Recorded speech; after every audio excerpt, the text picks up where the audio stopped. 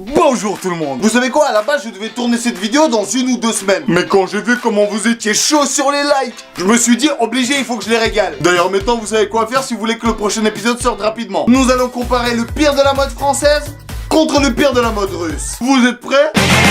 Alors c'est parti. Coupe de cheveux. J'aimerais vous parler d'une sombre époque en France. Une époque où les hommes et les femmes s'affrontaient sur un ring dans un combat sans merci. Et je parle bien entendu de... la tectonique! Et il y avait des coupes de veuches du futur. C'est juste qu'on n'était pas prêts. Et nous sommes toujours pas prêts. Pour ceux qui n'ont pas connu cette époque, voici un petit documentaire.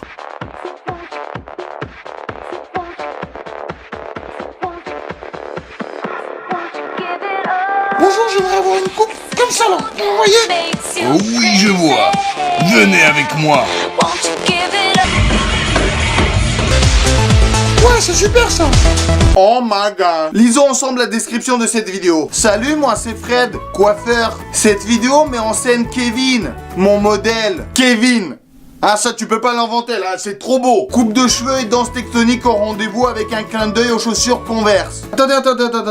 Est-ce qu'on est en train de parler du pire placement produit au monde? Oh, le responsable communication à l'époque, il a dû prendre cher. Alors j'ai été responsable de com chez Converse en 2007, mais en 2008, je me suis fait licencier suite à une faute grave, et depuis j'ai connu l'enfer du chômage. Donc ce poste compte vraiment énormément pour moi. Vous savez quoi mon petit, j'ai envie de vous donner une chance. Bienvenue chez Decathlon Saint-Dié. Oh merci beaucoup. Ah, déjà, j'ai plein d'idées, je pensais commencer par un petit lip dub sur Call Me Maybe. Vendu. Oh, je sens que je vais me faire des amis ici. Viens au rayon vélo pour ton papa. Après, je vous demanderai d'être indulgent avec les mecs qui ont dansé de la tectonique. Parce que c'est pas comme si vous n'aviez jamais fait un pas de danse qui était à la mode à une époque et que vous n'assumez plus 1 an après. Hein, c'est jamais arrivé ça. Franchement, en Russie, les coupes qui m'ont choqué, c'est le mulet et la frange toute seule. C'est pas possible, y'a un problème, faut absolument que ça te dépasse d'un des deux côtés, c'est ça? La frange toute seule. Non mais c'est pas possible, à l'origine, cette coupe, c'est un accident. T'as bientôt fini? Ouais, c'est bon, il reste que le devant et après j'aurai fini. Ah merde, il y a une coupeur de courant. Tu sais quoi, repasse demain matin tant que je répare ça et je te finis ta coupe. Mais qu'est-ce qui s'est passé? Le pauvre, il est mort en essayant de réparer son électricité. Oh, vous savez quoi? Pour lui rendre hommage, je laisserai cette coupe de cheveux pour toute ma vie. En plus, ça va, je trouve que ça me va assez bien, non? Ah, t'as une tête de gland, wesh.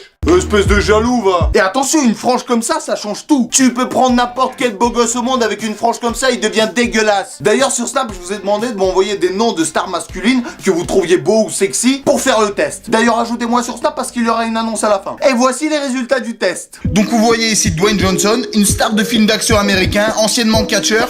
Et bah avec une coupe comme ça, il ressemble juste à un père violent d'une famille de 5 enfants qui ont sorti à la plage. Et là, on dirait qu'il part pour chercher une bière. DiCaprio, un des meilleurs acteurs de tous les temps, ressemble tout simplement à un évadé d'un hôpital psychiatrique. Le plus gros youtubeur français de e-connaissance devient tout d'un coup le mec qui te propose de jouer au bonto à la sortie du métro. Nekfeu, un des plus gros et des meilleurs artistes rap actuellement, qui est également acteur. Et avec une coupe comme ça, il ressemble à un gitan dans Snatch qui organise des combats de coq. Et le meilleur pour la fin, Thibaut InShape, qui est le plus gros youtubeur sportif. Le gars qui donne la pêche et la motivation à 3 millions de personnes tous les jours. Et bah il ressemble à un mec qui a accepté de combattre avec le coq du Nekfeu gitan. On est d'accord que c'est assez parlant? Oui.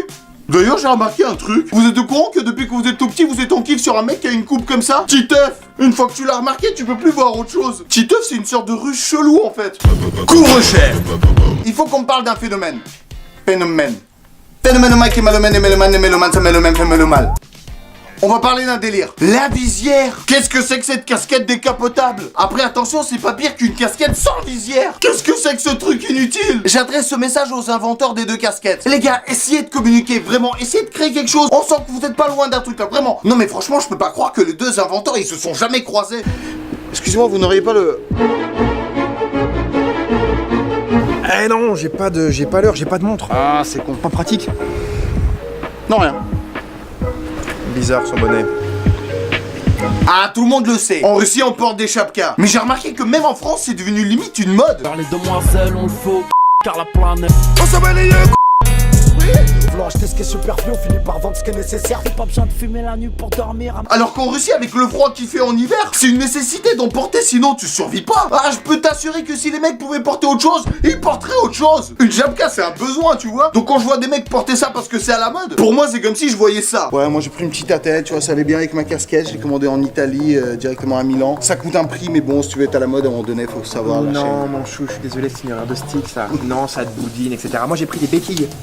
Vachement mieux, ça te grandit, ça t'élance le look, ça te donne une vraie silhouette, une vraie allure, une allure de dame, tout simplement. Allez.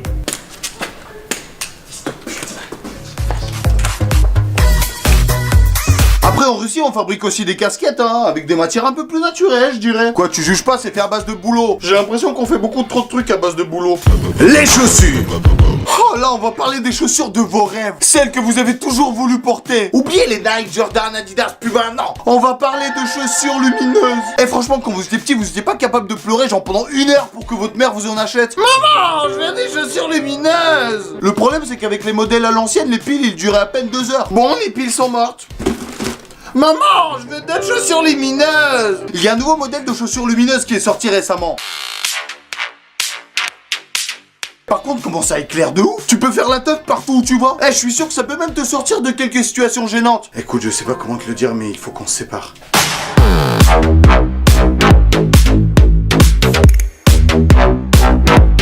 C'est parce que t'es beaucoup trop moche. Par contre, les piles, ils durent toujours que 2 heures. Et en Russie, la pire mode des chaussures, c'était... Non, j'ai pas envie d'en parler. C'était ça.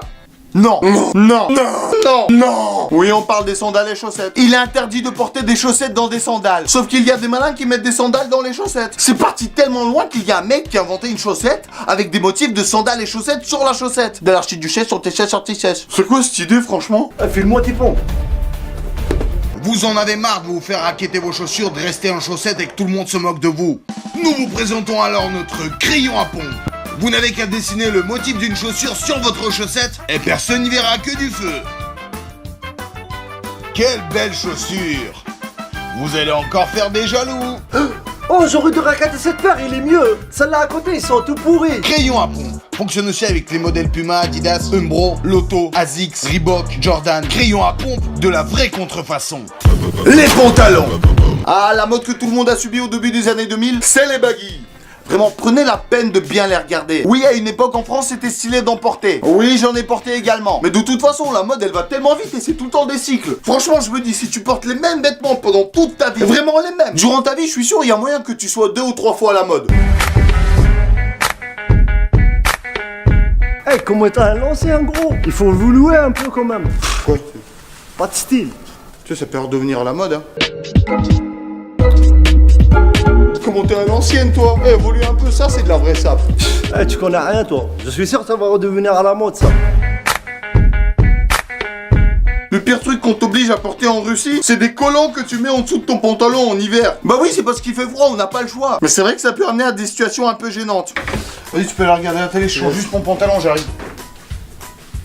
Excuse-moi, gros, t'as pas d'autres piles parce qu'il y a...